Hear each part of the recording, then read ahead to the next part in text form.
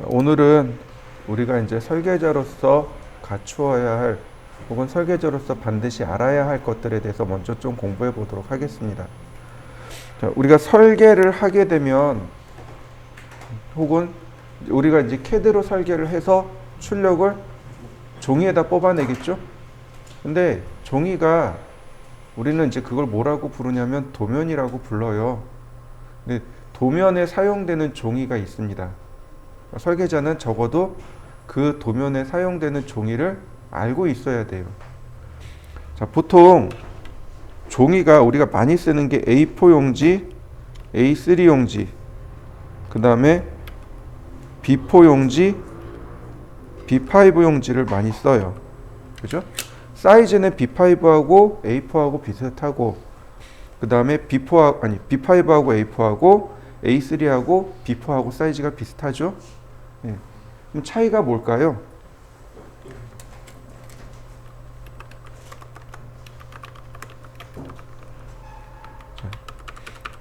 차이가 뭘까요? A3, A4, B4, B5 차이가 뭘까요? 두 개의 차이. 종이는 두 종류밖에 없어요. A로 시작하는 종이하고 B로 시작하는 종이하고 두 종류밖에 없습니다. 이렇게 보시면 돼요. A로 시작하는 용지는 설계 용지입니다. 그럼 B로 시작하는 건 인쇄 용지예요. 여러분들 소설책 같은 거 있잖아요. 수필책 같은 거 B5 절반 접은 거예요. B5예요, B5. 여러분 길거리 다니다 보면 이렇게 그 알바생들이 전단지 나눠주잖아요. 네, 그거 B5예요. 물론 A4로 출력하는 경우도 있어요. 그런데 그건 다 B5입니다. 신문으로 시작하는 거 있죠? 신문이 B0예요. 신문 B0, 뭐 B1 이런 것들입니다. 설계 용지는 A0부터 A4까지 이렇게 5종류가 있습니다. 차이점 이해되시죠? 네.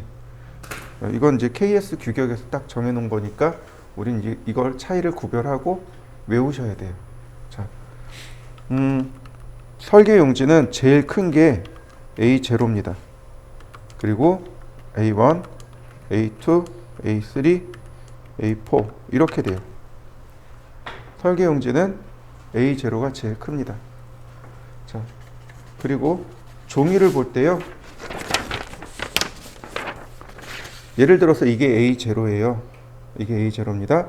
설계를 이렇게 놓고 하지 않습니다. 설계는 이렇게 놓고 해요. 이해되셨나요? 그러니까 이걸 세로 방향, 이걸 가로 방향 이렇게 이야기하죠. 네, 설계는 전부 다 이렇게 가로 방향을 원칙으로 합니다. 자, 적어 드릴게요. 설계는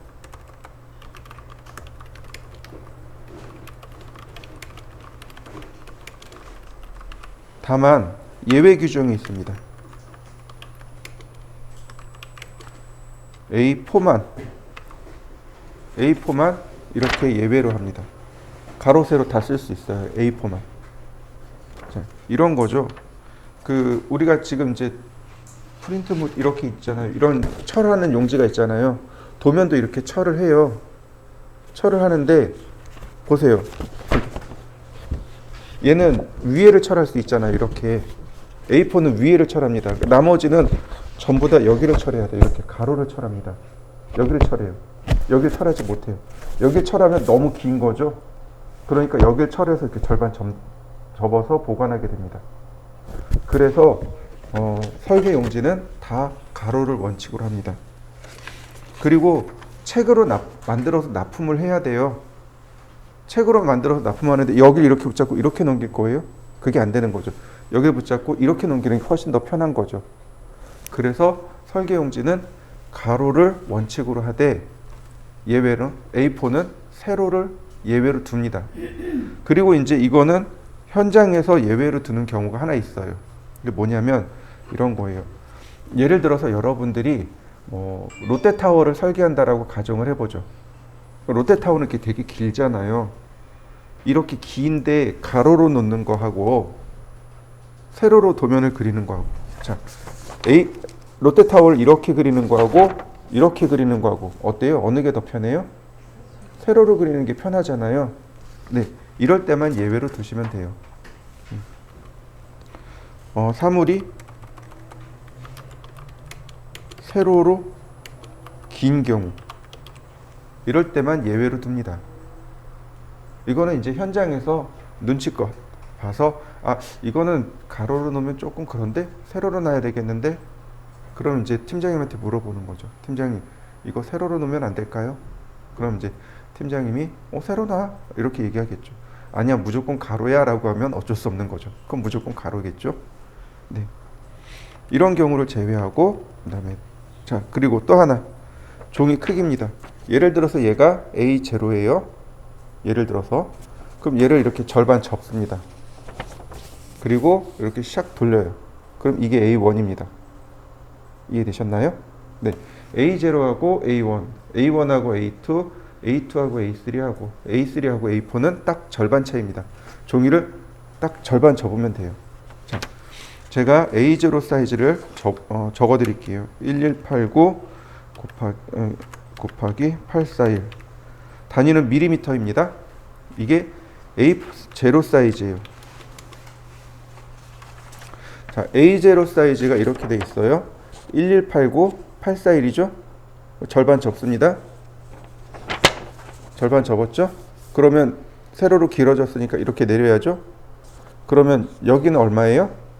841이죠.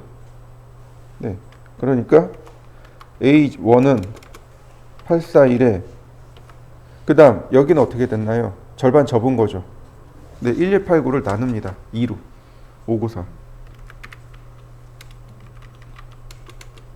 마찬가지예요. A2도 마찬가지로 뒤에 있는 저 594가 앞으로 내려옵니다.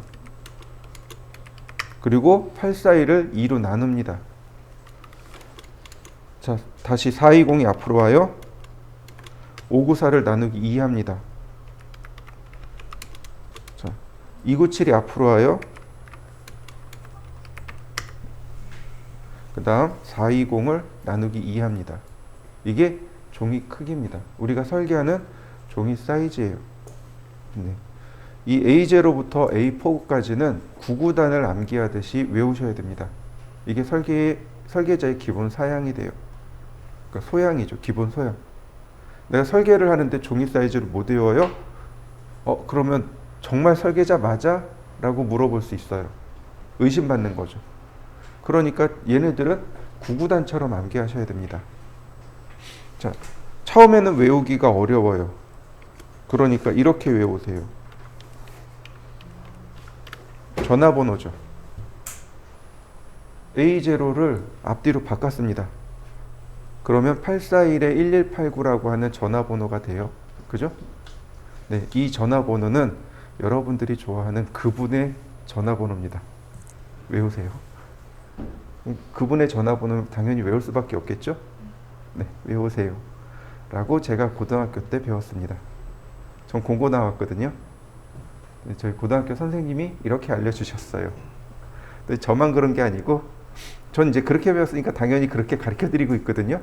근데 저만 그런 게 아니고 많은 선생님들이 그렇게 가르치고 있더라고요.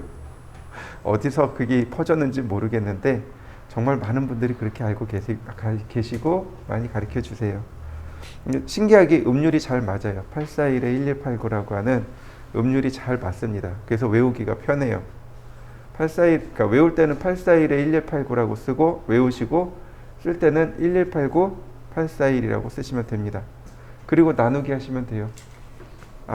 뒤에 거 앞으로, 앞에 거 2분의 1, 뒤에 거 앞으로, 앞에 거 나누기 2분의 1, 이렇게 해서 쭉 외우시면 되는데, 이 중에 우리가 특별히 많이 쓰는 종이들이 있습니다. 어느 걸 많이 쓸까요? 자, 5분의 1이네요. 20%인가요? 확률은 20%인가요? A2? A0? A3? 설계할 때 제일 많이 쓰는 용지는 얘입니다. 얘를 제일 많이 써요. A3를 가장 많이 사용합니다. 근데 저는 제가 고등학교 다닐 땐 얘를 썼습니다. 그러니까 손으로 설계할 때는 A2를 썼어요. 근데 이제 실무 나와서 보니까 다 A3 쓰고 있더라고요. 그래서 왜 A3 쓰나 그러고 봤더니 이런 거예요. 자, 프린터 아시죠? 프린터 모르면 간첩이죠, 그죠? 자, 근데 플로터라는 게 있습니다. 플로터라는 장치가 있어요. 그러니까 디바이스라고 합니다. 장치, 우리나라 말로 하면 디바이스예요. 그러니까 휴대폰도 디바이스라고 하죠. 네, 장치예요, 장치. 그러니까 출력 장치, 출력 디바이스라고 하는 것이 우리가 알고 있는 건 프린터입니다. 그런데 플로터라고 하는 장치가 있습니다. 프린터가 있고요. 플로터가 있고요. 자, 프린터는 여러분들 알고 있듯이 최대 사이즈가 얼마까지 출력되나요? 얘 A3까지밖에 출력 안 됩니다. 제가 고등학교, 대학교 다닐 때는 이거 A4밖에는 출력이 안 됐어요. A4밖에는 출력이 안 됐었습니다. 요즘이나 들어서 A3까지 나오는 겁니다. 언제였더라? 95년, 96년 요때를 전후해서 A3 잉크젯이 보편화되기 시작했어요. 요즘 들어서나 쓰는 거예요. 그럼 그 이전엔 어떻게 썼을까요? A4밖에 안 되는데 지금도 그렇잖아요. A3잖아요. 만약에 예를 들어서 제가 A2나 A1이나 A0 같은 도면을 뽑을 거예요. 그럼 뭘로 출력하죠? 네, 그게 플로터예요. 그게 플로터입니다. 쉽게 얘기해서 그러니까 프린터는 소형이고 플로터는 대형이라고 보시면 돼요. 그래서 CAD는 그래서 출력 명령어가 프린트가 아니고 플롯입니다. 플롯. 그게 출력하다라는 뜻이에요. 자, 이 플로터를 써야 되는데 예전에는 이런 플로터를 썼어요. 그럼 보시죠. 자, A3가 나오는 잉크젯 프린터는 대략 얼마나 할까요? 사보셨나요 혹시? 저는 이제 그러니까 용산 도매하는 거래처가 있어가지고 저희 집에 레이저 프린터, 칼라 레이저 싸게 사다 놨거든요. 칼라 레이저 A4 나오는 거 12만 원이요. 네. 그럼 프린터는요? A3 나오는 잉크젯 프린터는요? 한 15만 원이면 사요. 그럼 그러니까 플로터는 얼마나 할까요? 이렇게 보시죠. 여러분들이 한 10년 경력을 쌓았어요. 그리고 이제 창업을 했습니다. 너무 기분 좋아요. 사무실도 냈고 직원도 있고 컴퓨터도 새로 샀고 에라 모르겠다. 내가 플로터를 한번 사보지 라고 했습니다. 요즘 좀 비싼 차가 뭐가 있죠? 제 세대는 제일 비싼 차가 그랜저인데 그랜저 윗급이 뭐가 있죠? 그런 차가 여기서 그냥 하나 놀고 있는 거예요. 무슨 얘기인지 이해되세요? 쉽게 얘기해서 그 그랜저 풀옵션 있죠? 그랜저 풀옵션이 여기서 하나 놀고 있는 거예요. 플로터가 그렇게 비싸요.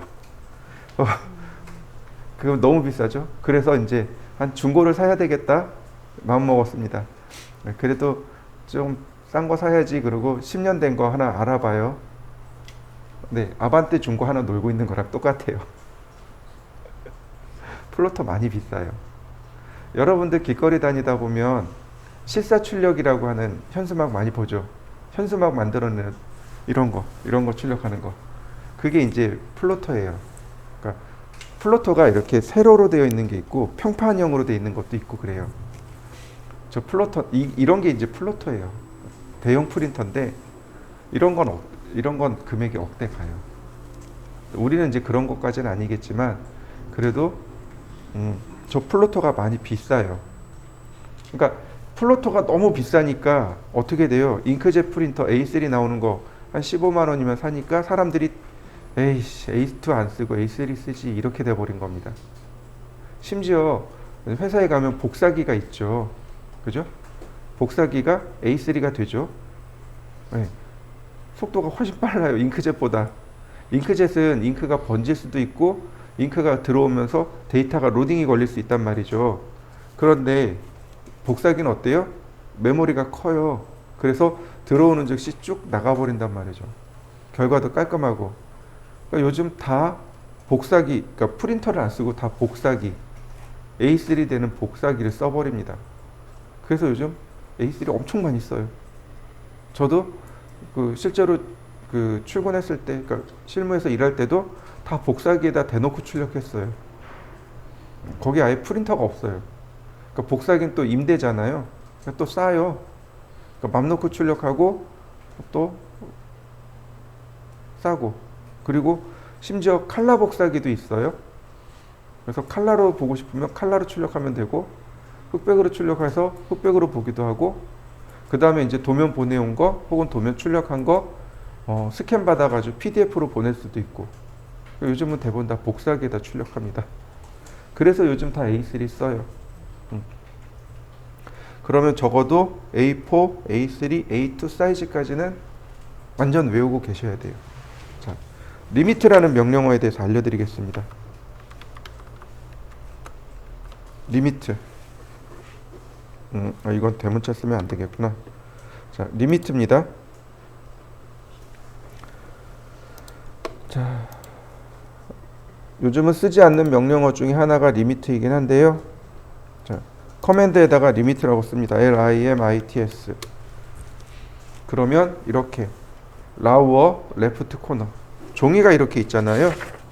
그럼 화면상에 내가 작업할 수 있는 영역을 결정해 주는 겁니다. 여러분들 입장에서는 이쪽이 왼쪽이죠? 왼쪽 하단. 그리고 어때요? 이쪽이 다 커지는 쪽이죠? 그러니까 이 점과 대각선으로 이 점을 입력하면 보세요. 0,0 420이 297. 그러면 여기는 420,0, 여기는 0,297 이렇게 되겠죠.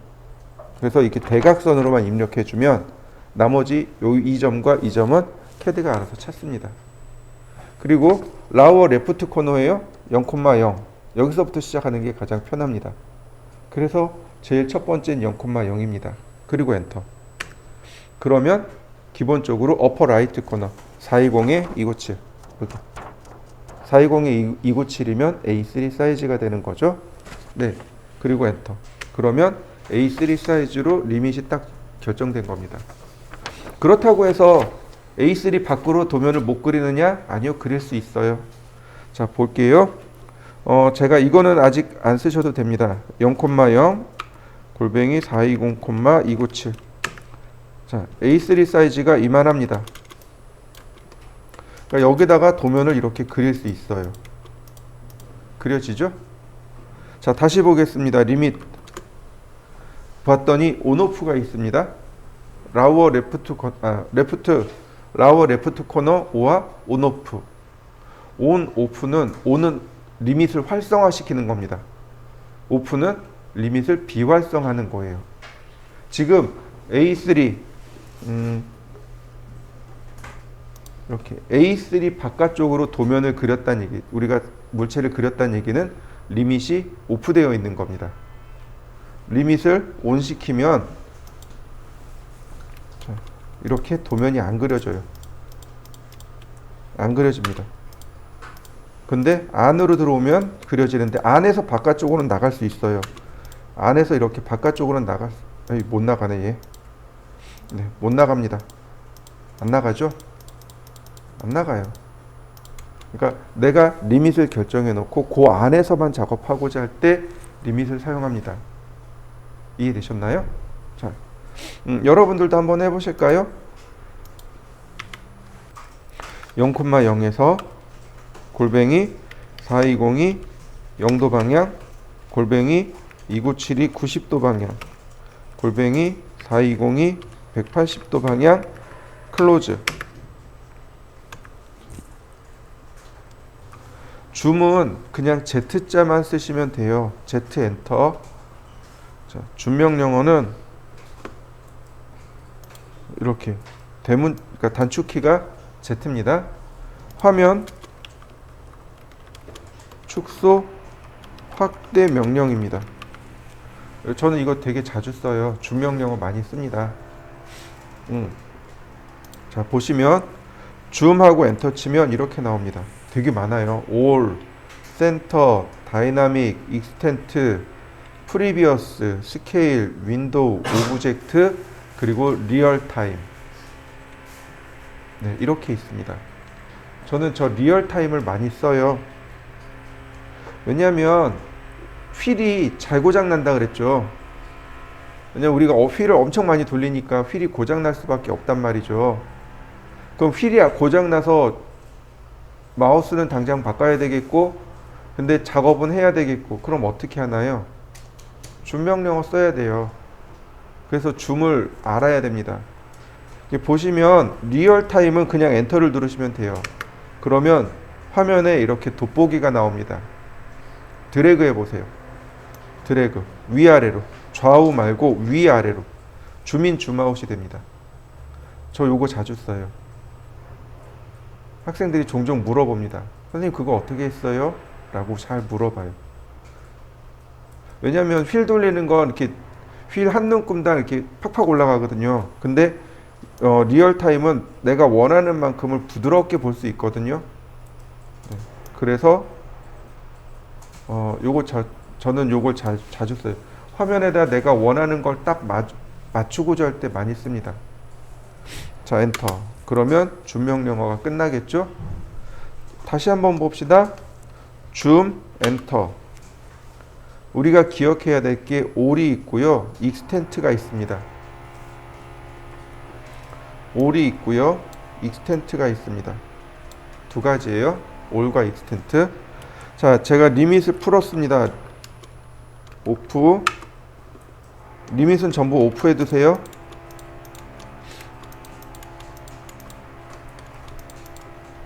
이렇게 합시다.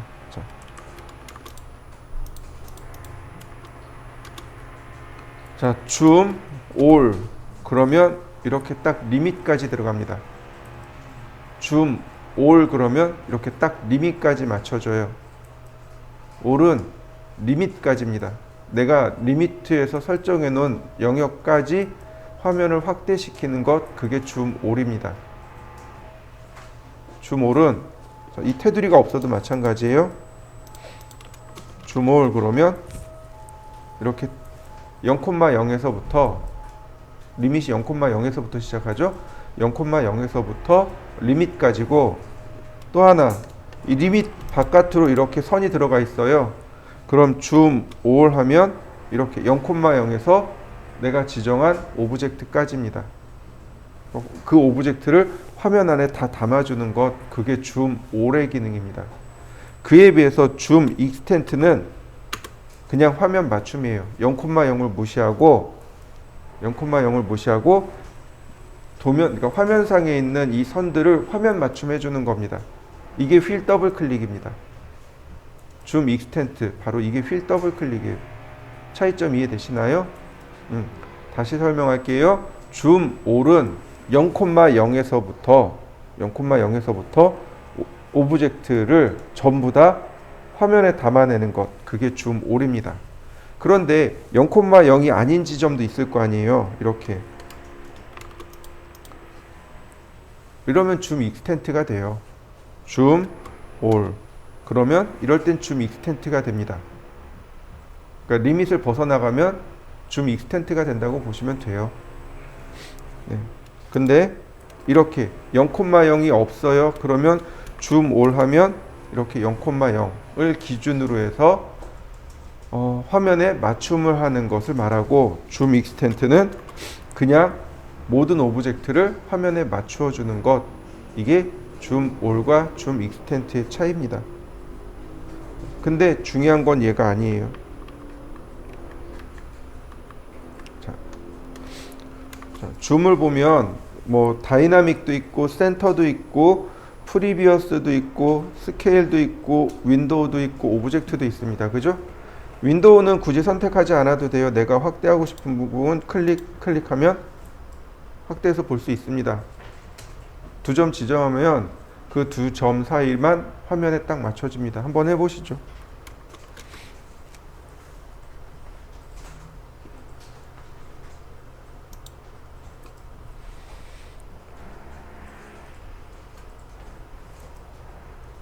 줌 센터. 그럼 센터면 화면의 중심과 높이를 지정해주면 이렇게 금방 됩니다. 굳이 이건 쓸 일 없어요. 그 다음에 줌 다이나믹. 다이나믹이란 건 동적이란 뜻입니다. 그러면 이렇게 뜹니다. 요 하얀색 사각형 보이시죠? 초록색 사각형도 있습니다. 초록색 사각형은 지금 내가 보는 화면이고 하얀색 사각형은 내가 볼 화면입니다. 이때 한번 클릭하면 크기가 바뀌어요. 다시 한번 클릭하면 이동이 됩니다. 그러면 내가 요만큼만 여기를 보겠습니다. 이렇게 움직이는 거죠. 그리고 엔터. 그러면 화면 이동이 금방 일어납니다. 옛날엔 많이 썼어요. 근데 지금은 센터나 다이나믹은 안 써요. 그 다음 굳이 하실 필요 없습니다. 프리비어스. 프리비어스가 이전이란 뜻이에요. 조금 앞전에 봤던 화면을 보여주세요. 방금 전에 봤던 화면으로 되돌아가 주세요. 방금 전에 봤던 화면으로 되돌아가 주세요. 이런 얘기입니다. 프리비어스가 있고 넥스트가 있어요. 넥스트는 다음으로 앞으로 가세요. 프리비어스는 이전 단계로 돌아가세요. 이런 뜻입니다. 얘도 굳이 쓸 일 없어요. 자, 누구를 써야 되냐면 저 스케일이요. 저 스케일 때문에 줌을 설명드리는 겁니다. 저 스케일 때문에 줌에 대해서 설명드리는 거예요. 자, 굳이 스케일을 지정하지 않고 저 커맨드에다가 숫자를 쓰시면 돼요. 2배 확대, 2엔터. 2배 확대되는 거 맞습니까? 줌 2배 확대. 그러면 더 이상 확대가 안 들어가요. 그죠? 줌 3배 확대. 3배 확대 됐나요? 줌 다시 2배로 확대. 줌 1:1. 줌 0.5. 줌 3배 확대. 맞습니까? 축소 확대가 숫자로 들어갑니다. 그러면 기준이 뭘까요? 뭘 기준으로 2배 확대하는 거고 무엇을 기준으로 3배를 확대하는 걸까요? 이게 중요해요. 지금부터 나오는 내용이 중요합니다. 줌 명령을 쓰고 숫자를 쓸 수 있습니다. 그러면 내가 지정한 숫자만큼 화면을 줌인 또는 줌아웃 시킬 수 있어요. 그러니까 확대, 축소를 시킬 수 있습니다. 이때 기준이 뭘까요? 기준이 바로 리밋입니다. 리밋을 기준으로 결정하는 거예요. 그러니까 리밋을 기준으로 1:1로 맞추세요. 이런 뜻이 되는 겁니다. 맞나요? 1:1로 맞춰진 거? 네. 리밋을 기준으로 2면 2배 확대해 주세요. 그러니까 다시 계속 2배를 눌러도 의미가 없는 거죠. 이미 지금 화면이 리밋을 기준으로 2배가 확대된 상태니까 똑같은 숫자를 넣어봤자 의미가 없는 거죠. 다른 숫자를 넣어야 확인할 수 있는 거죠. 줌 리밋을 기준으로 1:1로 맞춰주세요. 줌 리밋을 기준으로 3배 확대해 주세요. 줌 리밋을 기준으로 0.5배 축소해 주세요. 이해되셨나요? 네, 리밋입니다. 우리가 방금 전에 배웠던 그 리밋을 기준으로 줌인 줌아웃을 시킬 수 있어요. 숫자를 쓰면 돼요. 숫자를 쓰면 하나 더 있어요.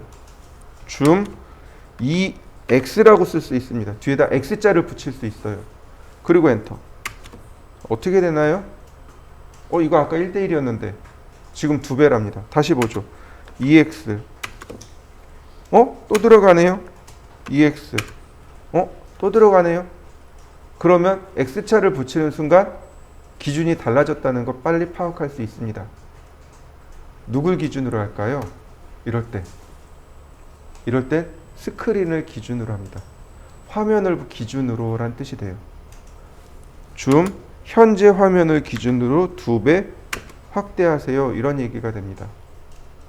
줌 0.5x. 그러면 화면을 기준으로 0.5배 축소하세요. 자, 이해되셨나요? 네, 여기를 알고 계셔야 돼요. 이 두 가지를 기억하셔야 됩니다. 제가 적어 드릴게요. 자, 다른 건 다 필요 없는데 숫자를 넣을 수 있어요. 스케일이죠. 그냥 숫자만 입력할 때는 리밋을 기준으로라는 뜻이 되는 거고, 숫자 뒤에 X자를 붙일 수 있어요. 이러면 화면을 기준으로라는 뜻이에요. 이런 뜻이 됩니다. 얘가 많이 중요해요. 왜냐면 나중에 여기에 하나 더 나오거든요. XP가 하나 더 나옵니다.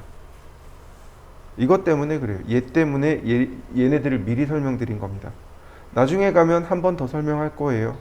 그러니까 줌이라는 기능과 리밋이라는 기능을 사용하는 방법을 이해하시면 되겠습니다. 자, 펜이라는 명령어도 있어요. 펜, 화면 이동 명령어입니다. 우리가 어떤 거 쓴다고요? 펜 쓸 땐 휠을 누르고 드래그하죠? 네, 보시죠. 펜, 그 다음에 왼쪽 버튼 드래그 하시면 돼요. 왼쪽 버튼 드래그. 그러면 화면 이동이 들어갑니다. 엔터. 이제 정말 중요한 걸 하나 해보죠. 정말 중요한 거 한번 해보죠. 자, 척도라는 말이 있습니다. 척도.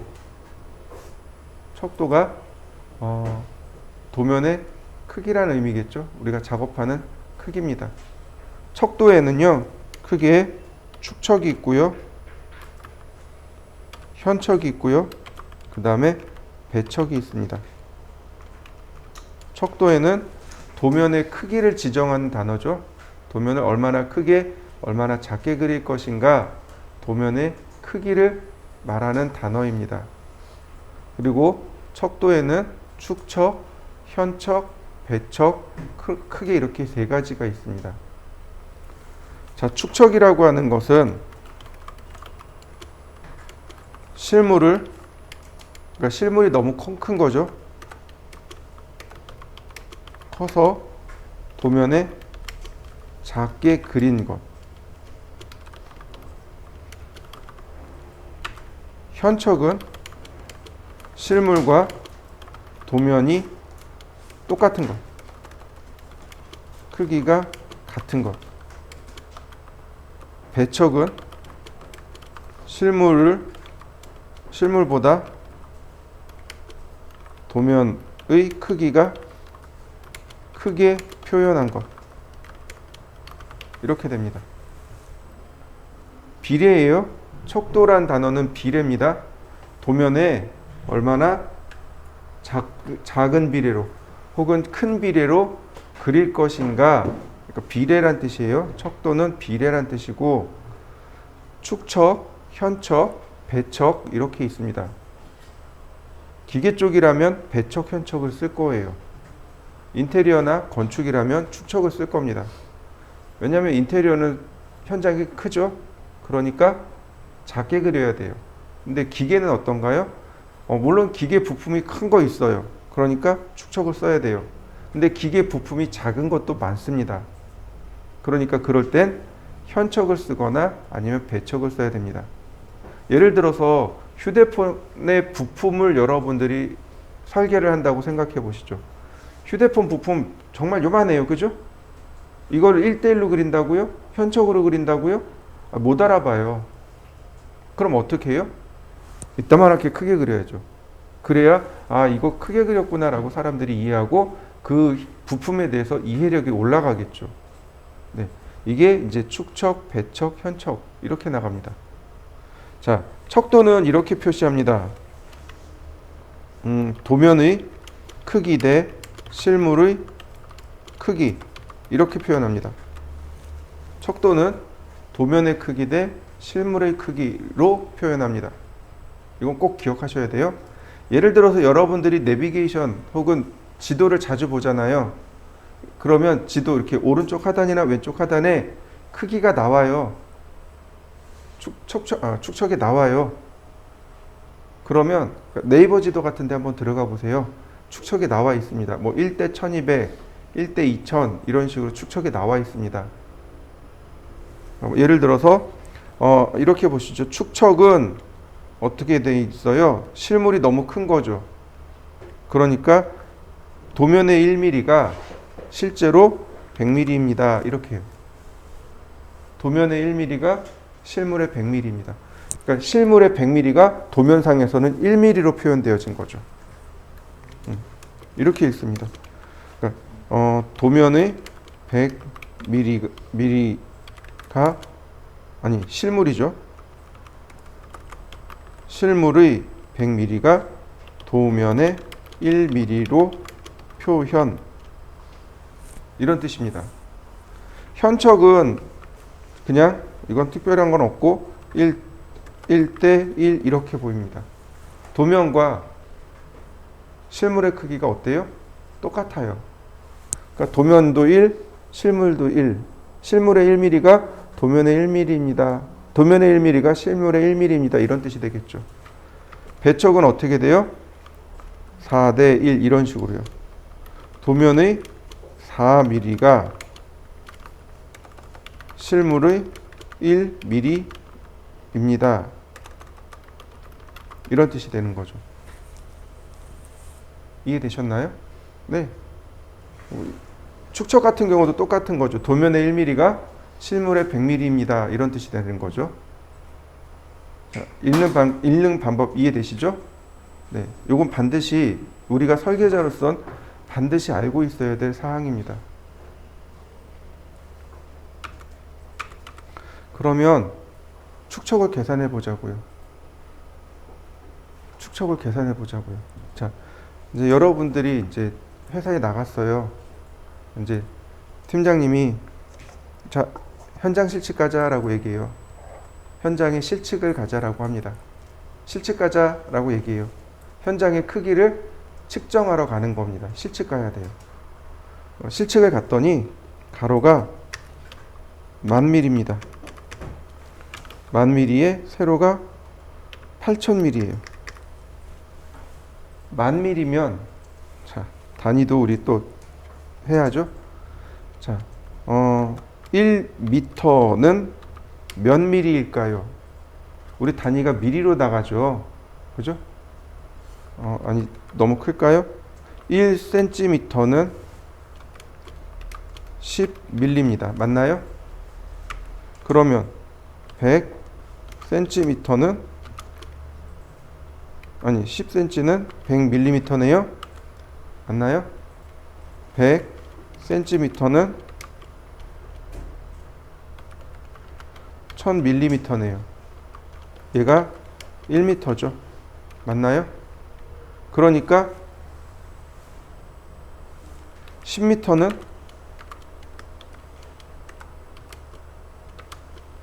1000cm가 되는 거고 얘가 10,000mm가 되는 겁니다. 이해되셨죠? 자, 이때 어떻게 파악하시냐면 제가 그 1000단위 자릿수 찍어놨잖아요. 뒤에 0 3개를 빼버리면 돼요. 뒤에 0 3개 빼면 바로 미터로 들어갑니다. 우리가 사실은 여기 2단, 그러니까 여기를 안 써요. 요 단위를 안 써요. 요건 안 씁니다. 10cm 이런 거 안 써요. 요 단위를 안 써요. 그냥 금방 미리로 갑니다. 그러니까 1m는 1000mm가 되는 거죠. 그러면 10m는 10,000mm가 되는 거고요. 네, 단위를 이렇게 기억하셔야 돼요. 공 3개를 지우시면 됩니다. 그러면 바로 미터로 바뀝니다. 쉽게 얘기해서 10m에 8m예요. 갔더니 10m에 8m입니다. 자, 얘를 가서 이렇게 쟀더니 10m에 8m예요. 그럼 팀장님이 A3에다 그려와, 내지는 이거 도면 좀 그려와, 이렇게 얘기하죠. 이거를 도면에 그려오세요 라고 이야기합니다. 그러면 도면은 뭐가 되는 건가요? A3라고 생략한 거죠. 왜냐면 우린 다 A3 쓰니까. 그러면 자, 얼마나 작게 그려야 되는 거죠? 여기서 이제 다들 멘붕이 오는 거죠. 저걸 어떻게 작게 그리지? 라고 합니다. CAD는 그냥 1대1로 그려요. CAD는 무조건 1대1로 그립니다. 그러니까 실물 그대로 그리는 거예요. CAD는 리밋이 없어요. 그러니까 지구를 그리려면 지구도 그릴 수 있어요. 여기서 달까지도 그릴 수 있고요. 혹은 목성이나 천왕성까지 그릴 수 있습니다. 리밋이 없어요. 도면에. 그러니까 그냥 1대1로 그립니다. 그런데 이 도면은 어떤가요? 종이는 크기가 딱 정해져 있죠. 나중에 출력할 때도 마찬가지예요. 캐드에서 1대1로 그렸다고 치더라도 어쨌든 종이로 출력해야 될 거 아니에요. 일정한 비례로 작게 출력해야 될 거 아니에요. 그죠? 네. 그래서 축척 계산이 필요해요. 축척을 먼저 계산하고 다 대응을 해줘야 됩니다. 그러면 이제 A3로 그려오세요. 그러면 이제 멘붕이 와요. 멘탈이 완전히 붕괴되는 거죠. 한 번도 배운 적이 없거든요. 저는 이제 공고 나와서 공대를 나왔어요. 한 번도 학교에서 축척 계산하는 방법을 가르쳐 준 적이 없어요. 뭐라고 그러냐면 선생님들이 현장 나가면 다 알게 돼 그래요. 현장 나갔더니 너는 학교에서 이런 것도 안 배우고 뭐 배워하니 그래요. 자, 알려드릴게요. 자, A3 사이즈가 얼마였죠? 네, 외우셔야 돼요. 420에 297입니다. 그죠? 자, 먼저 서식을 알려드릴게요. 실물 곱하기 2배를 합니다. 실물 곱하기 2배하고 나누기 종입니다. 이게 근사치 축척이에요. 이게 근사치 값이에요. 가장 가까운 값인 거예요. 얘를 비교해서 그 다음에 축척을 찾기 합니다. 비교해서 축척 찾기가 들어가는 거예요. 간단하죠? 실물 곱하기 2, 그 다음 나누기 종이. 그러면 근사치가 나옵니다. 근사치 값이 나와요. 그래서 축척을 비교해서 찾아내는 겁니다. 가장 가까운 쪽으로 축척을 찾는 겁니다. 자, 그러면 보시죠. 자, 만 곱하기 2 나누기 420 8000 곱하기 2 나누기 297 이렇게 되네요. 맞습니까? 네, 가로는 가로끼리, 세로는 세로끼리 하시면 돼요. 자, 이번엔 계산을 해보자고요. 자, 이렇게 하시면 돼요. 컨트롤 키하고 R 키를 누르면 실행창이 뜹니다. 여기다가 뭐라고 쓰냐면 CALC라고 쓰고 엔터 치면 계산기가 떠요. 아, 컨트롤이 아니다. 윈도우다. 윈도우 키에 R 키를 동시에 누르면 돼요. 윈도우 키를 누른 상태에서 R을 누르시면 이렇게 실행창이 뜹니다. 여기에 CALC라고 쓰고 엔터를 치면 계산기가 떠요. 이렇게 계산기가 뜹니다. 계산기로 계산하는 게 편하겠죠? 자, 만 곱하기 2 나누기 420 네, 47.6이 나오네요. 근사치니까 소수점 무시. 그 다음 8000 곱하기 2 나누기 297 53 나오네요. 네. 그러면 가로와 세로의 비율이 서로 다른 거죠. 근데 서로 다르게 가로와 세로의 비율이 다르게 설계할 수는 없잖아요. 어쨌든 가로 세로 비율은 똑같아야 됩니다. 그래서 둘 중에 하나는 버려야 됩니다. 누굴 버릴까요? 네, 작은 걸 버려야 됩니다. 얘를 선택을 합니다. 작은 걸 버려야 돼요. 왜 작은 걸 버려야 되냐면 작은 걸 기준 삼아 버리면 큰 쪽이 도면 밖으로 나가 버립니다. 큰 쪽이 도면 밖으로 나가 버려요. 지금 47이잖아요. 그러면 세로가 53이에요. 세로가 더 길다는 얘기죠. 그러니까 자칫하다가는 세로가 도면 밖으로 벗어나갈 수 있다는 얘기예요. 그래서 그냥 차라리 아예 도면 안쪽으로 다 들어와 있는 건 괜찮은데 이렇게 큰 게 나가버리면 곤란한 상황이 되겠죠. 그래서 큰 걸 선택하는 겁니다. 자, 그 다음에 우리가 이제 여기서 이해를 해야 되는 게 곱하기 2를 했잖아요. 그죠? 왜 곱하기 2를 했을까요? 저 2는 경험치입니다. 1.5 하셔도 돼요. 그리고 곱하기 3 하셔도 돼요. 뭐 곱하기 1.8 하셔도 돼요. 무슨 얘기인지 이해되시나요? 네. 실물에다가 곱하기 2를 하는 이유는 경험입니다. 오랜 동안 경험을 해봤더니 곱하기 2가 무난하더라. 그게 제 경험이 아니에요. 그게 제 선배의 경험이고 그 선배의 경험도 아니고 그 선배의 선배의 선배의 선배의 이렇게 쭉 올라가는 거죠. 설계 이렇게 쭉 올라가서 얻어졌던 경험, 그걸 경험치라고 합니다. 그 경험치를 말하는 겁니다. 저 2는 경험치예요. 계산하기 편하고 그냥 딱 저스트하듯 정확하게 딱 맞아요. 정확하게 꽉 맞습니다. 그게 2예요. 왜 2를 하냐면 여백이 필요합니다. 도면에는 여백이 필요해요. 왜냐하면 도면만 들어가는 게 아니고 그 외에 치수도 들어가야 되고 표제란도 들어가야 되고 메모도 들어가야 돼요. 그러다 보니까 여백이 더 필요합니다. 도면에 여백이 필요해요.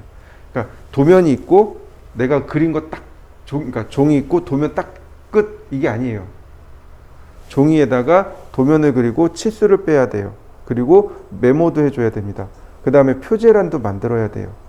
이 도면은 무슨 도면이고 누가 설계했고 누가 감리했고 누가 승인했고 중간에 누가 개정했고 그 다음에 누가 이 도면의 프로젝트는 누구고 그 다음에 이거를 제작한 회사는 누구고 여기다가 승인을 준 회사는 누구고 이런 거 다 적어놔야 돼요. 그게 표제란이라는 겁니다. 그래서 이 표제란이나 치수나 혹은 메모 같은 것들이 들어가야 할 여백이 필요해요. 그래서 곱하기 2를 한 겁니다. 그리고 이 2라는 얘기는 바로 방금 전에 얘기했던 경험치였고요. 자, 그리고 지금 보시면 53입니다. 53대 1 있을까요? 없어요. 1대 53은 없습니다. 아예 쓰지를 못해요. 그럼 어떻게 하냐면 가장 가까운 게 뭐냐면 1대 40이 있고요.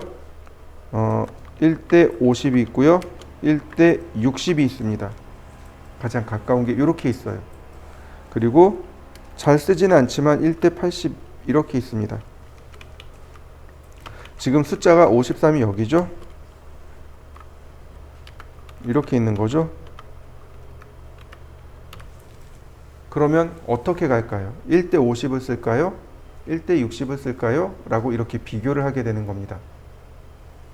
자, 여러분 같으면 어떤 거 쓰겠습니까?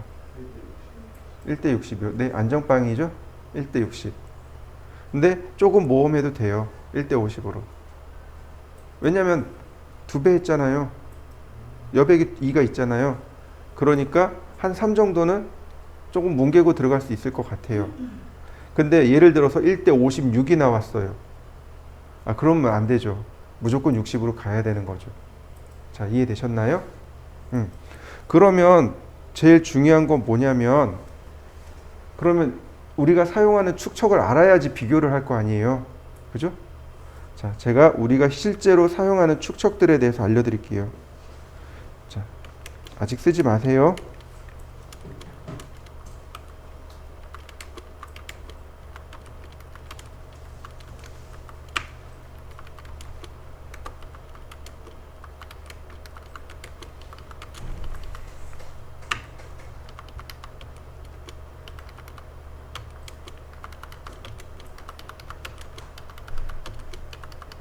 이렇게 써요. 아직 쓰지 마세요. 여기 더 추가할 거 더 있습니다. 자, 이해되시나요? 공통점 있죠? 그죠? 1, 2, 3, 4, 5, 6만 써놨죠? 제일 많이 쓰는 것들이에요. 자, 보시면 이게 스케일자예요. 이게 스케일자입니다. 빨간색에 1대1이 여기 들어가 있어요. 우리가 흔히 쓰는 30cm 자 있죠? 그게 이 빨간색 여기 있어요. 그 다음에 이 빨간색에 그 맞은편 라인 반대쪽이 1대2입니다. 1대2 라인. 그 다음에 그 뒤로 넘어가면 1대3, 1대4, 1대5, 1대6까지 있어요. 이렇게. 그 다음에 다시 빨간색으로 돌아와요. 그럼 무슨 얘기예요? 여기 스케일자 있는 내용만 쓴다는 얘기입니다. 만약에 1대7, 1대8을 쓴다 그러면 스케일자가 단면이 삼각형이 아니고 사각 모양이 나왔어야 되는 거죠. 이해되시나요? 사실 여기 있는 내용만 써요. 이것만 가지고 씁니다. 다른 거 물론 있어요. 다른 거 있는데 안 써요. 이제 이것만 오로지 주거장치 이것만 쓰는 겁니다. 왜냐하면 그러니까 현장에서 일하시는 인부들이 혹은 그 반장님이 이상한 자를 들고 다닐 수가 없잖아요. 여기다 이렇게 현장에다 보통 이렇게 15cm짜 이렇게 꽂아놓고 다니거든요. 모르면 요거 빼서 자로 이렇게 재서 씁니다. 근데 막 이상한 축척을 넣어버리면 어떻게 할 수가 없는 거잖아요. 축척대로 이걸 다 꽂아놓고 다닐 수가 없잖아요. 그래서 여기 있는 걸 기준으로, 이 스케일자를 기준으로 축척을 매기시면 됩니다. 근데 혹간 가다가 쓰는 것들이 있어요. 보통 우리가 많이 쓰는 게 이제 기계나 건축 쪽이 이제 1에서 여기까지 써요. 정말 단지가 크면 1대 1000까지도 가기도 해요. 근데 이제 보통 1대 1에서 뭐 1대 100까지는 많이 써요. 보시면 정말 안 쓰는 축척들이 좀 있습니다. 이렇게요. 그 다음에 여기 잘 쓰진 않지만 이런 것들은 쓸 수 있어요.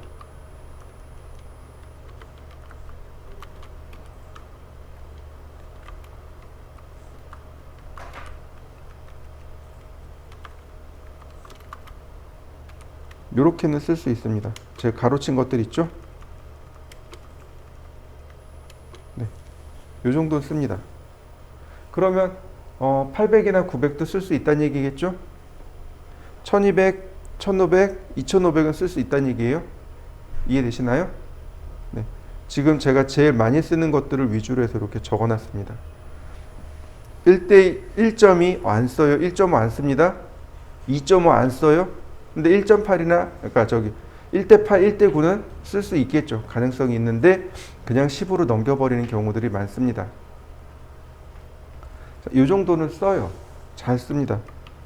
그러면 도대체 1대 25나 1대 80이나 1대 90, 그 다음에 120, 150, 250은 왜 쓸까요? 암산할 수 있으니까. 우리가 그냥 설계자나 작업자나 쉽게 암산할 수 있는 범위 내에선 씁니다.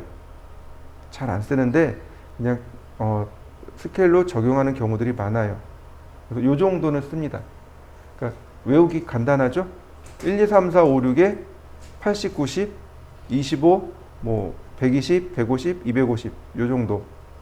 뭐 3단이나 4단, 그러니까 9구단에 3단이나 4단 정도의 4단, 5단 정도에 해당하는 수치 혹은 6단 정도에 해당하는 수치라면 우리는 금방 할 수 있기 때문에 요 정도의 축척은 많이 사용합니다. 이게 축척 계산하는 방법입니다. 그러면 이제 예를 들어서 1대 53이 나왔는데 1대 60 하기엔 좀 여백이 남고 1대 50 하기엔 좀 빡빡해요. 그럼 이제 이 두 가지를 들고 팀장님한테 가는 거죠. 팀장님, 내가 계산해 보니까 1대 50하고 1대 60 나왔는데 어느 거 쓰면 좋을까요? 그럼 팀장님이 일하다 말고 1대 60 써? 이렇게 얘기하겠죠. 근데 이렇게 들고 가면 이제 혼나는 거죠. 팀장님 잘 모르겠어요. 축척이 이상해요. 그러면 이제 팀장님 일하다 말고 뭐가 이상한데 자기 업무가 끊어지는 거죠. 이해되시나요? 값을 두 개 들고 와서 선택지를 주는 거죠. 이거예요, 이거예요 라고 물어보면 이거야 라고 하는데 뭐 이거 이상해요 그러면 뭐가 이상한데 그러고 자기 업무가 끊어지면 싫어하는 거죠. 그러니까 왜 그런 일들 많잖아요. 입사했는데 모르는 건 물어봐 그래 놓고 안 가르쳐 주는 거. 이제 그게 이제 이런 거죠. 그러니까 정답지를 두 개 또는 세 개를 들고 가야 되는 거죠. 그리고서 이거 해봤는데 이거 이런 거 나왔는데 어떻게 하죠? 그러면 이제 일하다 말고 잠깐 하고 이거 해 그리고 자기 일, 업무에 집중할 수 있는데 쭉 오다가 끊어져 버리면 이제 열받는 거죠. 자, 그러니까 이런 것도 요령이 되니까 한번 해보시죠. 자, 그 다음, 자, 칼라라는 거에 대해서 공부해 보겠습니다. 우리가 칼라, 라인 타입, 그 다음에 이렇게 공부할 겁니다. 오늘은 이건 색상이에요. 이건 선 모양입니다. 이건 선 모양, 그리고 축척입니다. 그 다음에 체인지 많아요. 그 다음에 체인지 프로퍼틱스, 그 다음에 프로퍼틱스 CTRL 컨트롤 1, 그 다음에 매치 프로퍼틱스. 이거를 이틀 동안 나눠서 할 겁니다. 오늘 내일 나눠서 할 거예요. 그리고 최종 보스는 얘입니다. 최종 보스는 레이어예요.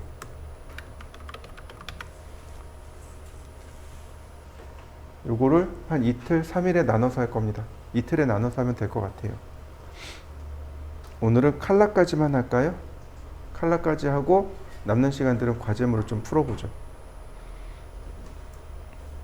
자, 칼라는 색상이란 뜻이죠. 색이란 뜻입니다. 그냥 영어 그대로 번역하시면 돼요. 자, 또 이제 주변 상식으로 넘어가야죠.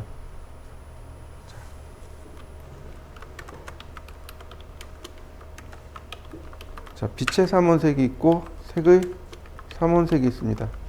혹시 기억나시나요? 기억이 안 나죠? 그럼 근데 어렴풋이 어떤 색들이 떠오를 거예요. 빛의 삼원색이 뭔지 몰라도, 색의 삼원색이 뭔지 몰라도 이런 색은 있었는데 뭔지 몰라도 있었어요. 그죠? 한번 불러보실까요? 뭐가 있었나요? 네, 맞아요. 빨강이요. 네, 파랑이요. 예, 또 불러보시죠. 네, 맞아요. 노랑이요. 네, 또 불러보시죠. 네, 초록이요.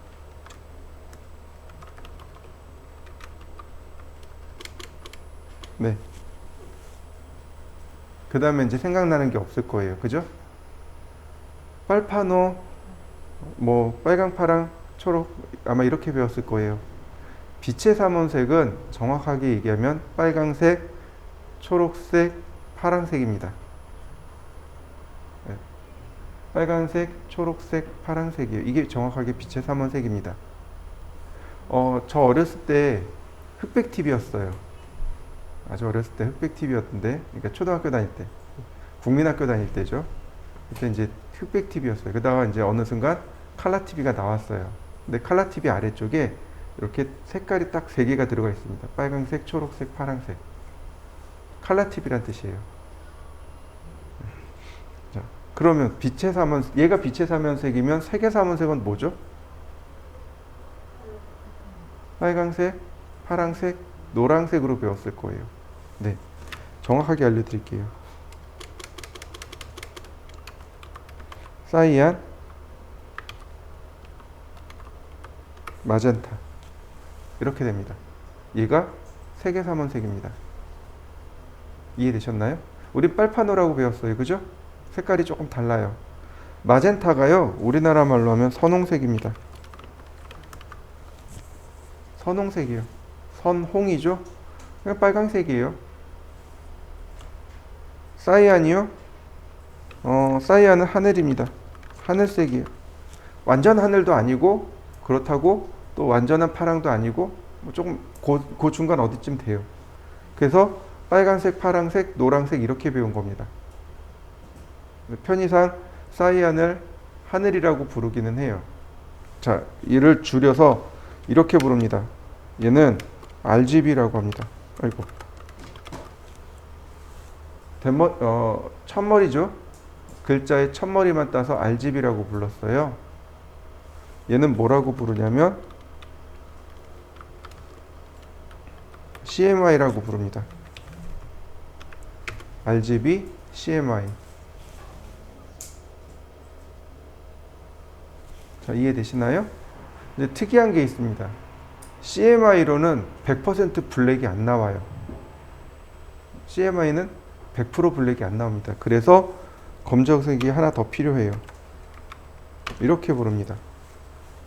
그래서 흔하게 이렇게 불러요. RGB 색상, CMYK 색상 이렇게 얘기합니다. RGB 컬러, CMYK 컬러 이렇게 이야기합니다. 블루가 B를 가져갔죠? 그래서 블랙의 B를 못 쓰는 겁니다. 그래서 대신에 블랙 맨 뒷자 K자를 쓴 거예요. CMYK입니다. 자, 이해되셨나요?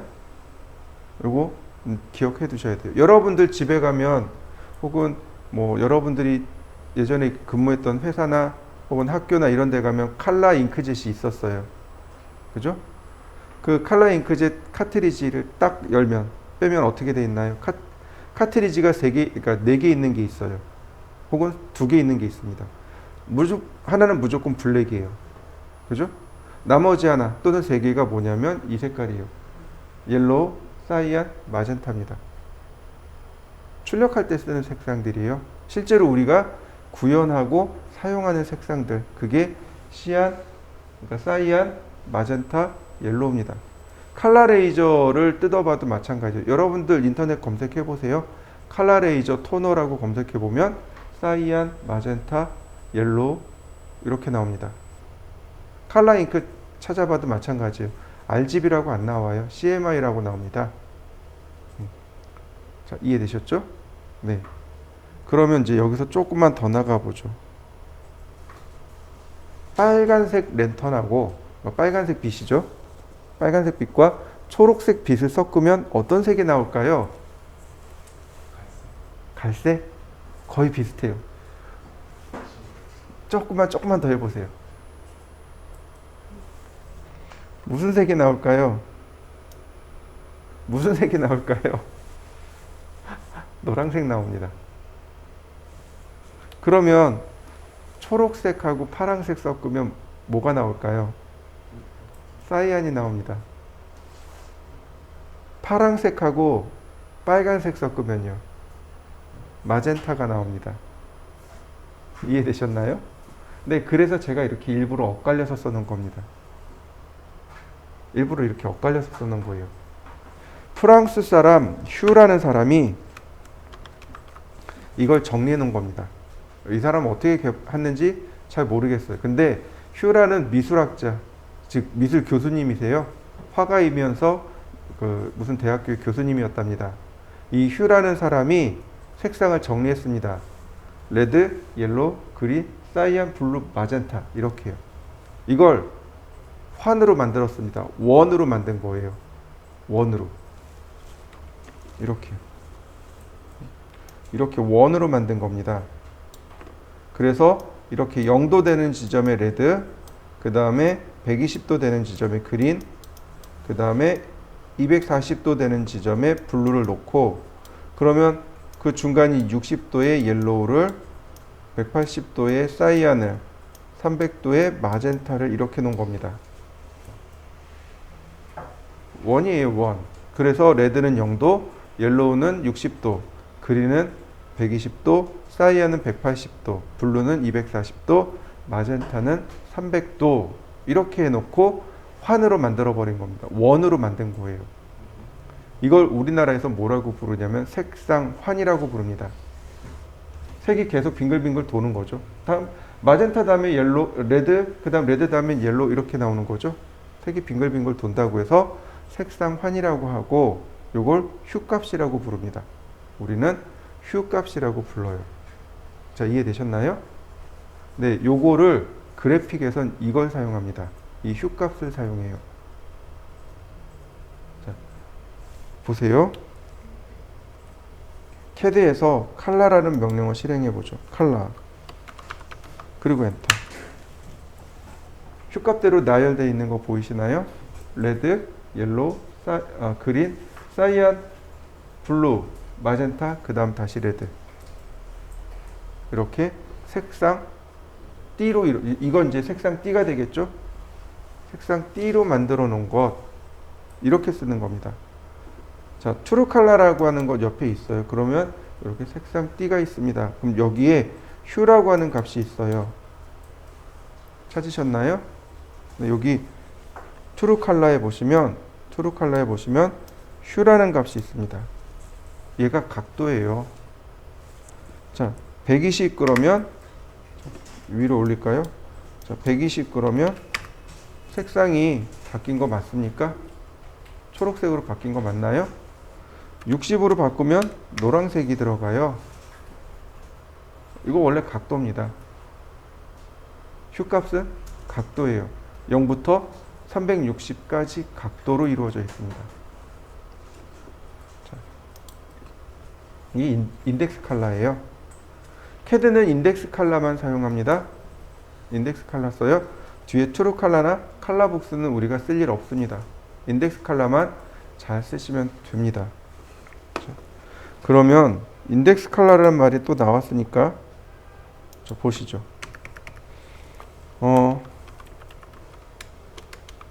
자, 인덱스라는 말은 우리나라 말로 하면 색인이란 뜻입니다. 쉽게 얘기해서 목차란 뜻이에요. 더 쉬운 말로 순서란 뜻입니다. 이해되셨나요? 여러분들 그 서점에 가면, 아니 도서관에 가면 책 쭉 정리돼 있죠. 근데 어느 책이 어디 있는지 우린 잘 모르지만 뭘 찾으면 돼요? 바로 저 색인을 찾으면 돼요. 예를 들어서 서점에 가거나 도서관에 가면 검색을 하죠. 예를 들어서 뭐 가에 그 다음에 이제 뭐 8에 뭐 116 이렇게 나오죠.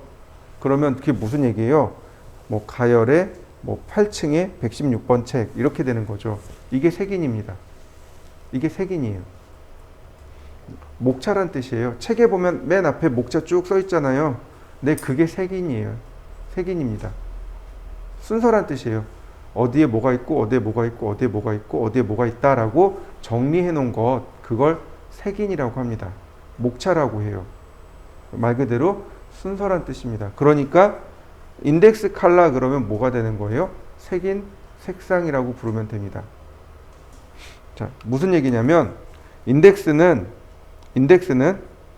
아니 정확하게 말하면 인덱스는 모든 색을, 인덱스 컬러는 모든 색을 표현할 수 있는, 그리고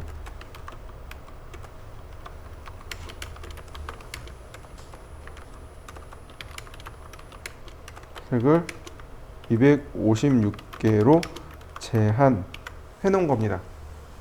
256개로 딱 제한했어요. 그래 놓고 1번은 무슨 색, 2번은 무슨 색, 3번은 무슨 색, 4번 무슨 색 이렇게 색인을 걸어 놓은 겁니다. 그래서 색인 색상이라고 하는 거예요. 그래서 인덱스 컬러라고 하는 겁니다. 자, 이 중 1번부터 7번까지는 스탠다드 컬러라고 합니다. 표준 색상.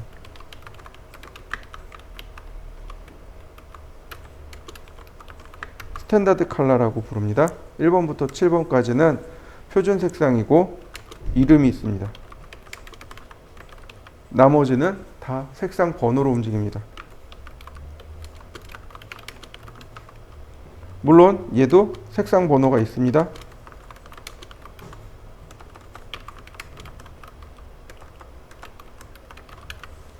자, 이해되셨나요? 그러면 다시 캐드로 넘어가죠. 이 중에 누가 1번일까요? 마우스를 올려보세요. 자, 제가 확대해서 보여드리죠. 자, 이렇게 보시면 인덱스 컬러 나오는 거 보이시나요? 커서의 위치에 따라서 커서가 이렇게 색을 가리키면 그 아래 인덱스 컬러 55 이렇게 나오는 거 보이시죠? 네, 색상 번호가 있는 겁니다. 1번이 누구냐면 여기는 얘가 1번입니다. 인덱스 컬러 1이라고 뜨죠? 네, 아까 제가 쭉 적어 놓았던 얘네들, 휴값이라고 적어 놨던 얘네들, 예, 1번, 2번, 3번, 4번, 5번, 6번, 7번 여기까지. 7번은 색상이 두 개예요. 배경이 검정색이면 화이트로 나오고 화면이 지금 검정색이죠? 그러니까 화이트가 나오는 겁니다. 화면이 하얀색일 경우가 있어요. 하얀색이나 회색으로 맞춰놓고 쓰는 사람도 있습니다. 하얀색일 경우는 저 7번 색상이 블랙으로 자동으로 바뀝니다. 7번은 화이트 앤 블랙이에요. 그래서 배경색의 종류에 따라서 화이트로 나오거나 블랙으로 나옵니다. 화면의 배경색에 따라서 7번은 화이트 또는 블랙으로 나옵니다. 그 다음에 이제 뒤로 8번, 9번, 그 다음에 누가 10번이냐면 여기가 10번이에요. 보시면 색상 상자가 이렇게 둘로 쪼개져 있죠. 위에는 짝수, 아래는 홀수입니다. 보시면 여기가 10번이고 그럼 맞은편이 11번입니다. 12번은 누구냐면 얘예요. 점점 위로 올라가거나 밑으로 내려가야 됩니다. 그러니까 즉 이 가운데 줄을 기준으로 해서 좌우로 이렇게 쭉 퍼져져 있는 겁니다. 13번, 14번, 17번, 네, 18번, 19번, 그 다음에 20번, 21번 이런 식으로 나가는 거죠. 왼쪽에서 오른쪽으로 번호가 커지고 제일 마지막 번호가 여기에요. 250, 51, 53, 54, 55번으로 끝나게 됩니다. 자, 이해되셨나요? 네. 그 중에 우리는 스탠다드 컬러만 씁니다. 스탠다드 컬러만 쓰세요. 실무 나가면, 현장 나가면 여기 있는 거 다 쓸 거예요. 여기 있는 거 다 쓰는데 우리는 스탠다드 컬러를 원칙으로 합니다. 다른 건 안 쓸 거예요. 다른 거 쓰지 마세요. 왜냐면 나중에 이제 여러분들이 실무 나가면 자연스럽게 쓰게 될 거예요. 여기서는 저 스탠다드 컬러만 가지고도 얼마든지 다 표현할 수 있기 때문에 스탠다드만 쓸 겁니다. 나머지는 쓰지 마시고 실무 나가서 쓰시면 돼요. 자, 그 다음에 자, 아까 제가 색상을 인덱스 컬러를 뭐라고 이야기했나요? 자, 몇 개로 제가 써놨나요? 256개요. 근데 아까 마지막 번호가 몇 번이었나요? 255요. 한 개 어디 갔을까요? 한 개가 B잖아요. 그죠? 자, 이렇게 보시면 돼요. 자, 1번부터 시작하면 256으로 끝납니다. 근데 0번부터 시작하면 255번으로 끝납니다. 이해되시나요? CAD는, 아니, 컴퓨터는 0번부터 시작합니다. 늘 0부터 시작해요. 이해되시죠? 우리는 1부터 시작해요. 근데 컴퓨터는 0부터 시작합니다. 0번 색이 누구냐면 CAD에는 0번 색이 없어요. 근데 엄밀히 얘기하면 이렇게 두 개가 0번 색입니다. 바이 레이어, 바이 블록이라고 하는 버튼이 있어요. 그죠? 바이 레이어, 바이 블록이 사실은 0번이에요. 이렇게 보시면 돼요. 나머지 전체는 물리적인 색상입니다. 물리적인 색상이에요. 실제 색상이란 뜻이고 바이 레이어하고 바이 블록은 논리적인 색상입니다. 논리 색상이라고 해요. 논리 컬러라고 합니다. 무슨 얘기냐면 논리적인 색상이에요. 이론적인 색상이란 뜻입니다. 여러분들은 나중에 전부 다 바이 레이어를 쓰셔야 돼요. 실제로 여기다가 색상 부여해서 쓰지 않습니다. 나중에 가면 꼭 여기다 컬러 지정해서 쓰시는 분이 한 분씩 계세요. 그러니까 저한테 한 소리 듣습니다. 아, 레이어 쓰시라니까요. 뭐냐면 바이 레이어, 바이가 영어의 단어 도구의 전치사입니다. 뭐뭐뭐에 의한이란 뜻이에요. 그러니까 레이어에 의한 색상, 블록에 의한 색상이란 뜻입니다. 레이어에서 지정한 색을 쓰겠습니다. 블록에서 지정한 색을 쓰겠습니다. 이런 뜻이에요. 레이어 조금 모르겠죠? 레이어가 제일 뒤에 나와요. 아까 적어드렸을 거예요. 그러니까 레이어에서 색상을 지정할 수 있습니다. 그러면 거기서 쓰는 거예요. 레이어에서 지정한 색상을 쫓아가겠습니다. 이런 뜻이에요. 그 얘도 기본값이 뭐냐면 기본값이 바이 레이어입니다. 바이 레이어로 돼 있을 거예요. 바이 레이어가 기본값입니다. 그리고 앞으로도 컬러 명령어에서 컬러 직접 안 줍니다. 바이 레이어만 쓰시면 돼요. 자, 이제 좀 더 상식선으로 넘어가죠. 조금만 더 상식으로 넘어가죠. 자, 사람은 십진수를 사용합니다. 그죠? 사람은 그리고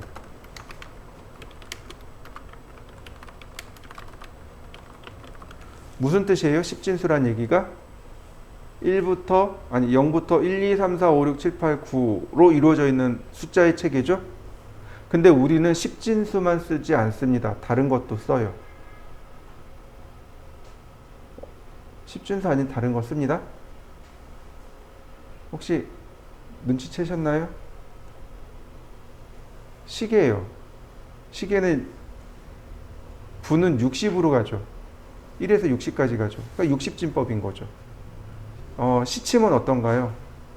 12개로 가죠. 12진법. 달력은요?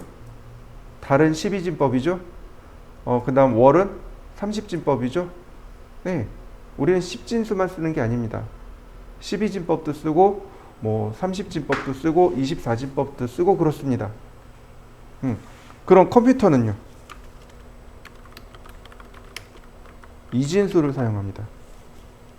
0 또는 1이란 뜻이죠. 자, 이렇게 보시면 돼요. 색상 하나에 대해서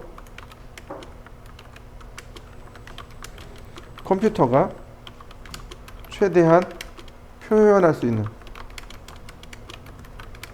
개수는 2의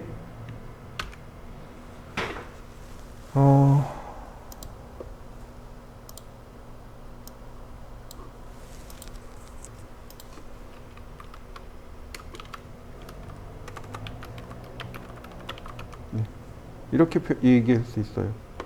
색상 한 개에 대해서 컴퓨터가 최대한 표현할 수 있는 색상의 개수는 2의 8승계입니다. 그럼 너무 어려워요. 그죠? 이 얘를 10진수로 변환하면 256개가 됩니다. 이해되셨나요? 하나의 색상에 대해서 최대한 쪼개고 더 이상 계산할 수 없어. 그러니까 현재 세계에서 표현할 수 있는 현재 기술력으로 하나의 색상에 대해서 더 이상 표현할 수 없는 최대의 개수가 2의 8승계입니다. 그걸 10진수로 변환하면 256개가 돼요. 이해되셨나요? 네. 그래서 얘를 뭐라고 부르냐면 8비트 칼라라고 합니다. 또는 256 칼라라고 합니다. 또는 인덱스 칼라라고 합니다.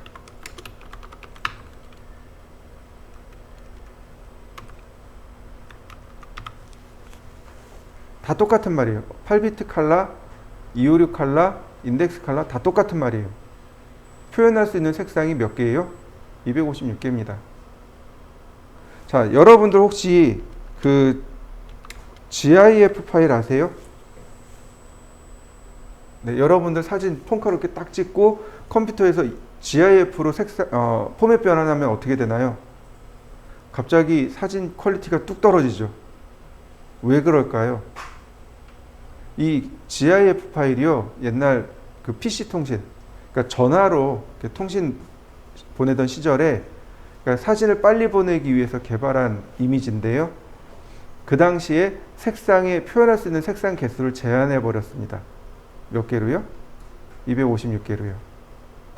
그래서 GIF 파일이 8비트 칼라입니다. 그러니까 GIF 파일 자체가 담을 수 있는 색상 정보가 256개밖에 못 담아요. 그래서 그러니까 양은 가벼워요. 그러니까 데이터, 파일의 크기는 가벼운데 색상의 퀄리티는 어때요? 낮아요. 얘가 8비트 칼라라 그렇습니다. 그 다음에 이거 위에 16비트 칼라가 하나 또 있어요. 16비트 칼라가 있어요. 얘는 딱히 부르는 명칭은 없는데 표현할 수 있는 색상의 개수가 대략 64,000개 정도 표현할 수 있답니다. 64,000 몇 개 있어요. 제가 100단위는 기억을 안 해서 잘 모르겠습니다만 대략 64,000개 정도 표현할 수 있답니다.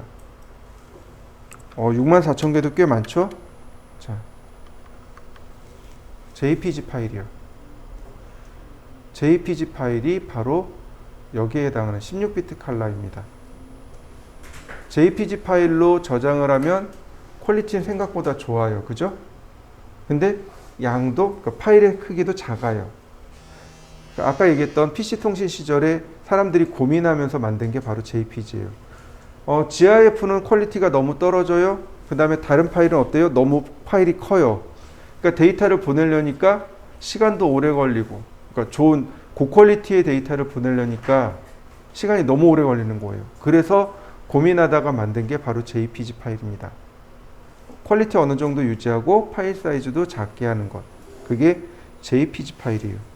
그 다음에 그 위에가 24비트 칼라가 있습니다. 얘를 뭐라고 부르냐면 트루 칼라라고 합니다.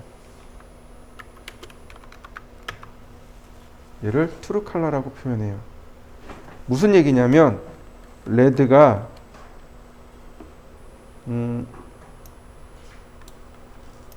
2의 24, 2의 8승, 블루가 2의 8승, 그 다음에 그린이 2의 8승. 빛의 삼원색이죠. 빛의 삼원색이니까 이 세 개의 색, 레드, 그린, 블루 이 세 가지 가지고 조합을 해내는 겁니다. 그래서 레드, 그린, 블루 더 이상 색상이 안 나오죠. 다른 색상을 추가할 게 없죠. 그래서 트루 컬러라고 하는 겁니다. 2의 8승 곱하기 2의 8승 곱하기 2의 8승 경우의 수죠. 그래서 2의 24승이 된 겁니다. 트루 컬러 혹은 24비트 컬러 이렇게 얘기해요. 더 이상 색상이 표현이 안 됩니다. 얘는 대략 1600만 개의 색상이 표현 가능해요. 들어보셨을 거예요. 요즘 많이 쓰더라고요. PNG 파일. 이쪽 말고 여기다 놓읍시다. PNG 파일, 그 다음에 TIFF 파일, 그 다음에 TGA 파일. DSLR 혹시 가지고 계신 분들이 계실 거예요. 여러분들 폰카 같은 경우도 마찬가지입니다. 저장 포맷을 물어보는 란이 있어요. 무엇으로 저장할까요? 라고 하는 란이 있습니다. 거기에 TIFF 또는 JPG 또는 PNG 또는 TGA. TGA는 요거 타가라고 있습니다. 정식 명칭은 타가예요. 타가라고 하고 얘는 정식 명칭이 JPEG이에요. JPEG이라고 있습니다. 이렇게 나와요. 그러니까 어때요? 색상이 충분히 많이 표현되죠? 대신에 어떤가요? 파일 사이즈가 커요. 특히 TGA 같은 경우는 파일 사이즈가 엄청 큽니다. 그래서 우린 다 JPG를 쓰는데 요즘 PNG 파일 많이 써요. PNG 파일이 퀄리티는 TGA이고 용량은 JPG고. 자, 근데 여기에 하나가 더 있어요. 더 이상 색상을 표현할 수 없지만 32비트 컬러가 하나 또 있습니다. 이건 그냥 32비트라고만 얘기해요. 뭐냐면 24비트에다가 더하기 8비트가 하나 더 들어간 건데 이 8비트가 투명이에요.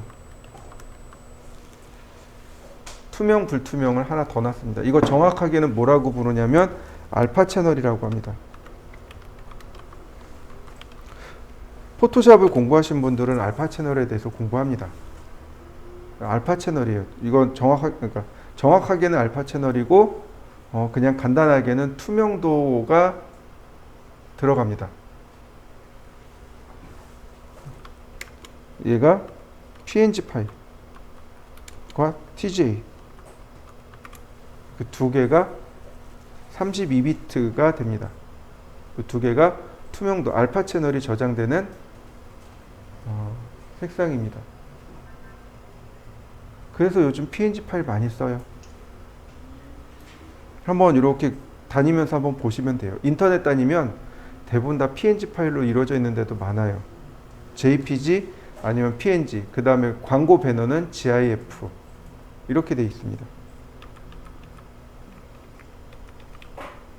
자, 세계 체계에 대해서 이해되셨나요? 네, 보시죠. 여기 있습니다. 여기 프로퍼티스 부분 여기 찾으셨나요? 네, 여기 쓰시면 돼요. 굳이 컬러 안 써도 돼요. 여기 나와 있습니다. 여기 아랫줄 있죠? 저 아랫줄에 스탠다드 컬러 있습니다. 여기요. 여기가 스탠다드 컬러예요. 1번부터 7번, 8번, 9번까지 있네요. 요걸 쓰시면 돼요. 예를 들어서 노란색을 지정했습니다. 그리고 원을 그려보죠. 원에 노란색이 들어갔나요? 다시 볼까요? 초록색을 지정했습니다. 초록색으로 그려졌나요? 네. 이렇게 한번 그려보시죠. 빨간색입니다. 자, 어때요? 색상 지정되나요? 네. 색상을 지정해서 써야 됩니다. 도면을 그리는데 전부 다 하얀색이에요. 그러면 그 안에 도면 안에 들어있는 물체의 윤곽을 구별할 수가 없어요. 그래서 물체의 윤곽별로 색상을 부여합니다. 물체의 윤곽별로 색상을 부여하는데, 자, 이거는 많이 중요합니다. 자, 이렇게 보시면 될 것 같아요. 중심선이라는 게 있습니다. 아니다. 이렇게 가죠. 여기는 색상 번호입니다. 그 다음에 중심선. 아니요. 조금 어렵네. 자, 기계쪽 1번, 2번, 3번. 즉 레드, 그린, 아니 옐로우죠.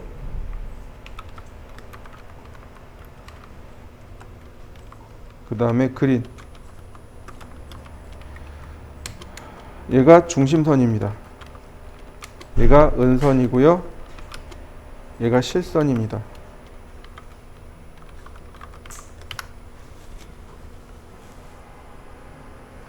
이거 되게 중요해요. 여러분들 이제 실무 나갈 텐데 이거 도면 그릴 때 색상에 맞춰서 그려야 됩니다. 근데 건축은요, 조금 건축이나 인테리어는 조금 달라요. 자, 1번 레드, 2번 옐로우, 3번 그린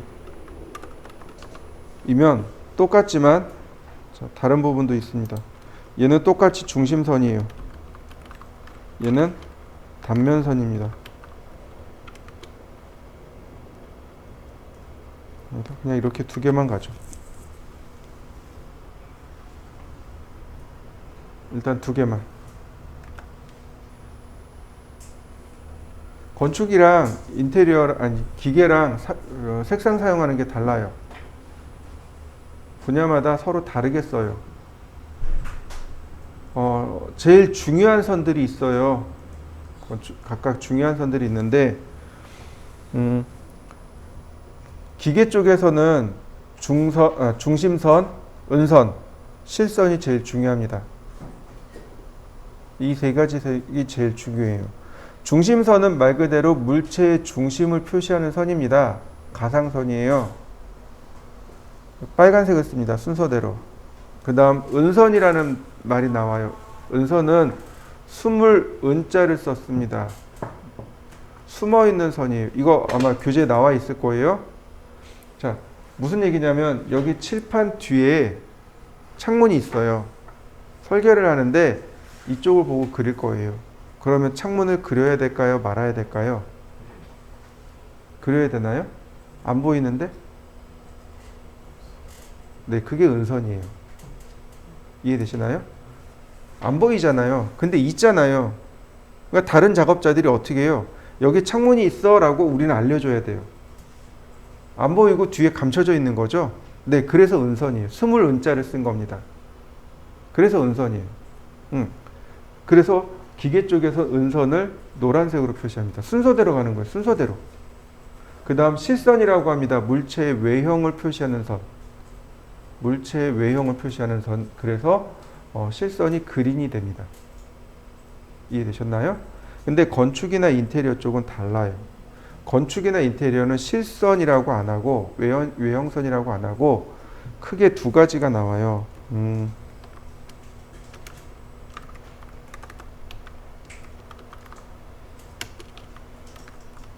이렇게요. 중심선이 있어요. 똑같아요. 이건 공이 똑같습니다. 대부분 다 똑같아요. 다 빨간색을 씁니다. 중심선은. 근데 건축 인테리어에는 단면선이라는 게 있습니다. 끊을 단자를 쓴 거예요. 면을 끊었다는 뜻이에요. 예를 들어서 벽이 있잖아요. 벽을 여기를 자른 거예요. 여기 잘라요. 그리고 하늘에서 이렇게 내려다 보면 여긴 자른 면이죠. 이걸 단면이라고 합니다. 물론 기계 쪽에도 똑같이 단면이라는 말이 나와요. 근데 주로 이제 여기서 말하는 건축 인테리어에서 말하는 단면선은 바로 벽선을 의미합니다. 이렇게 잘린 벽선, 끊어진 벽선을 단면선이라고 해요. 이걸 노란색으로 표현합니다. 근데 화이트 인면선이라고 하는 건 뭐냐면 벽인데 안 끊어진 거. 지금 여기 벽은 어떻게 됐나요? 끊었다 그랬어요. 그죠? 여기 잘랐다 그랬어요. 안 잘리고 보이는 벽선이 있어요. 예를 들어서 지금 그대로 여기 이 선 보이죠? 이거 벽선이에요. 얘가 인면선이에요. 이해되시나요? 안 잘리고 보이는 선. 안 잘리고 보이는 벽선. 그냥 눈으로 보이는 벽선을 인면선이라고 합니다. 얘를 7번색으로 써요. 이해되셨나요? 건축 인테리어하고 그 다음에 기계하고 이 색상 쓰는 게 달라요. 그러니까 만약에 여러분들이 나는 기계야 그러면 저렇게 세 개를, 나는 건축이야 혹은 나는 인테리어야 그러면 이렇게 세 개를 쓰시면 돼요. 건축 인테리어에서는 은선이란 개념이 별로 없어요. 은선이란 개념이 없어요. 일단 10분 쉬었다 하죠. 좀 쉬셨나요? 네. 자, 칼라는 제가 레이어를 할 때 다시 한번 설명을 드릴 거예요. 왜냐면 여기서 지정하는 게 아니고 우리가 직접 칼라를 지정해서 쓰는 게 아니고 레이어에서 지정해 놓고 쓰기 때문에 나중에 레이어에서 다시 한번 설명해 드릴 건데, 또 가장 중요한 건 이거예요. 기계에서 가장 중요한 건 중심선, 은선, 실선, 그러니까 외형선. 건축 인테리어에서는 중심선, 단면선, 인면선, 그 다음에 이제 마감선이라는 게 하나 나와요. 건축에서는 마감선이라는 게 나옵니다. 시험 볼 때하고 실무에서 쓸 때가 이 마감선이 달라요. 시험 볼 때는 이 마감선이 4번 색이에요. 시험 볼 때는 마감이 4번인데 실무에서는 5번을 씁니다. 실무에서는 5번을 써요. 파란색이죠. 5번이면 파란색을 씁니다. 4번이면 사이안이죠. 시험 볼 때는 사이안인데 실무에서는 블루를 써요. 조금 달라요. 기계도 마찬가지고 건축도 마찬가지입니다. 그러니까 시험을 보기 위해서 쓰는 색상이 있고 그 다음 실무에서 직접적으로 쓰는 색상들이 있는데 기본적으로 중심선, 은선, 실선은 똑같아요. 시험이나 실무나. 그리고 건축 인테리어에서는 중심선, 단면선, 인면이 실무하고 시험하고 똑같습니다. 다만 이제 마감 이후에 나오는 마감선이나 해칭선이 조금 달라요. 자, 이렇게 보시면 되겠고요. 그러면 이 색상을 바꿔보도록 하죠. 이렇게 색상을 넣었단 말이죠. 그죠? 바꾸는 방법들은 내일 설명하고요. 일단 가장 쉽게 바꿀 수 있는 방법. 첫 번째, 그냥 클릭합니다. 그냥 클릭하고요. 컬러를 바꾸시면 돼요. 이렇게. 그리고 ES 시키. 바뀌나요? 다시 한번 볼까요? 선택하고 컬러를 바꿉니다. 그리고 ESC 키. 그립을 풀어야 되기 때문에 ESC 키를 누르는 겁니다. 그립을 풀어야 돼서 ESC 키를 누르는 거예요. 이해되셨죠? 네. 그 다음에 이제 매치 프로퍼틱스라고 있습니다. 여기는 UI 콘. 제가 명령어로 적어놨어요. 매치 프로퍼틱스라고. 어디 갔을까요?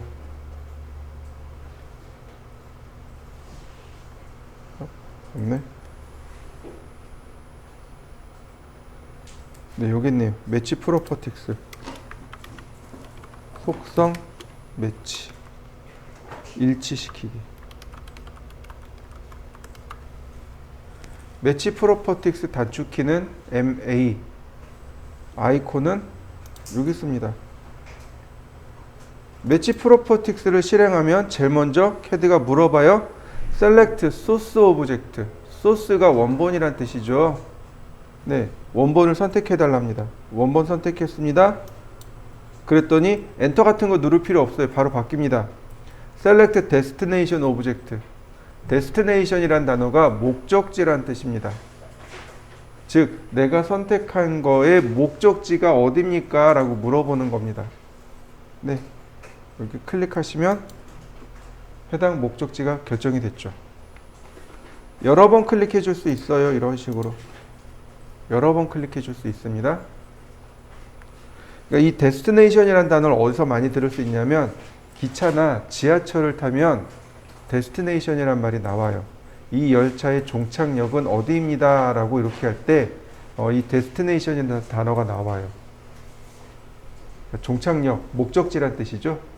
네, 그 destination이 목적지란 뜻이에요. 자, 다 했으면 엔터.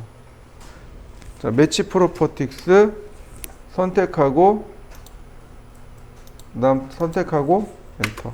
그럼 바로 색상 바뀌죠. 그럼 이제부터 도면을 그릴 때 중심선은 빨간색으로 그리고 외형선을 그릴 때 나는 기계 쪽 공부할 거야 라고 하시는 분들은 초록색으로, 나는 건축 인테리어 공부할 거야 라고 하시는 분들은 노란색으로 표현하면 되겠죠. 서로 표현하는 걸 달리 하세요. 저는 잘 보이는 걸 쓸 겁니다. 스크린이 어두워요. 그래서 잘 안 보입니다. 파란색 같은 거 정말 안 보이거든요. 노란색, 빨간색 같은 거 안 보여요. 그래서 저는 잘 보이는 걸 쓸 겁니다. 그렇지만 여러분들은 규칙에 맞춰서 써주세요.